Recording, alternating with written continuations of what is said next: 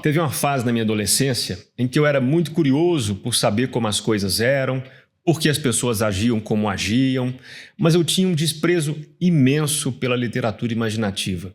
Eu achava que os romances eram histórias de mentirinha e que eu tinha mais é que ler coisa de verdade, tipo filosofia, sociologia, psicologia e por aí vai. E assim eu fazia.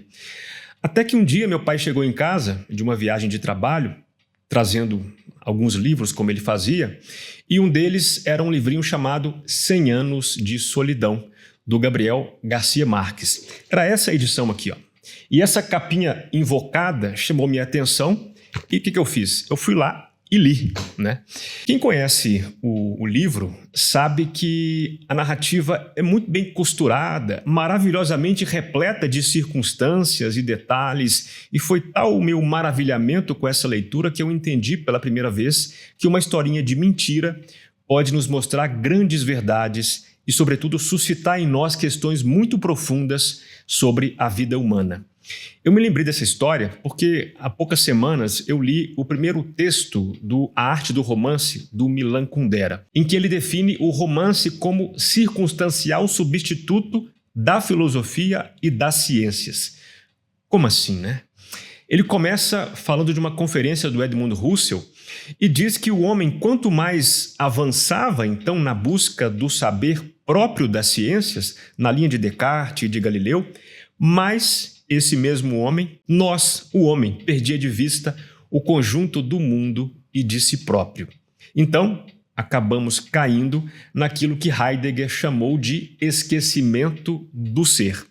Mas o Kundera diz que, para além dessa náusea, a verdade é que uma flor nasceu no asfalto. Com Cervantes é foda, né?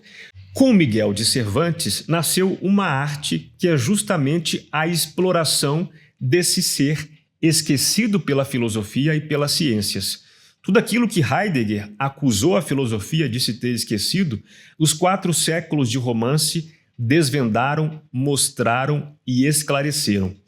Com Miguel de Cervantes, a paixão de conhecer se apossou do romance, que então passou a investigar a vida concreta do homem para protegê-la do tal esquecimento do ser e para manter o mundo da vida sob iluminação perpétua. Inclusive, citando o Hermann Broch, o Kundera diz que a razão de ser do romance é descobrir o que somente um romance pode descobrir. Se ele não faz isso, ele é imoral. Daí que a única moral do romance é o conhecimento. Acontece que se fosse só isso estava bom, né? Quer dizer, a gente não tem aí mais a filosofia, nem as ciências pujantes como antigamente, então é só procurar os romances e pronto. Ali a gente aplaca nossa necessidade de conhecer o mundo e os homens. Só que não. E por que não? Porque o romance é uma arte tradicional, que, portanto, pressupõe continuidade. Kundera diz que cada obra contém toda a experiência anterior do romance. Mas, porém, a época dele, e também a nossa, né, como não, estava e estamos fixados na atualidade. Atualidade que expulsa o passado do nosso horizonte e reduz o tempo ao único segundo presente. Fecha aspas.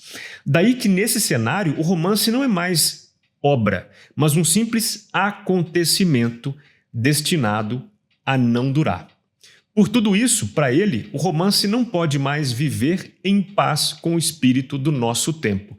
E se ele ainda quer continuar a descobrir o que não foi descoberto ainda, ele só poderá fazê-lo contra o progresso do mundo.